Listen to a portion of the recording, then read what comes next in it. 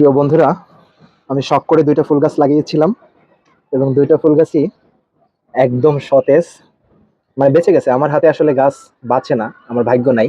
তো এবার হচ্ছে একটা রঙ্গন ফুল গাছ এবং একটা হচ্ছে বেলি ফুল গাছ। দেখেন কি সুন্দর বেলি ফুল ফুটেছে, মানে আমার কাছে জাস্ট অসম লাগতেছে।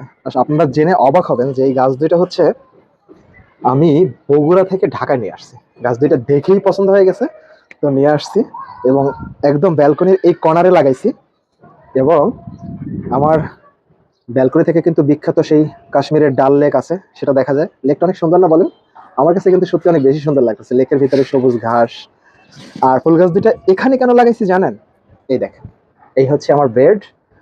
এই এখানে শুয়ে শুয়ে আমি যখন ঘুমাই, তখন ঠিক হচ্ছে এই বেলি ফুল গাছ থেকে ঘ্রাণ একদম বেডরুমে চলে আসে, কারণ দক্ষিণা বাতাস আর বাতাসের সাথে ঘ্রাণটা একদম বেডরুমে ছড়ায় যায়। মানে তাজা ফুলের ঘ্রাণটা এখান থেকে পাই আমি। সত্যি অনেক বেশি সুন্দর এই ফুলগুলো। আপনাদের কাছে কেমন লেগেছে কমেন্ট করে কিন্তু অবশ্যই জানাবেন।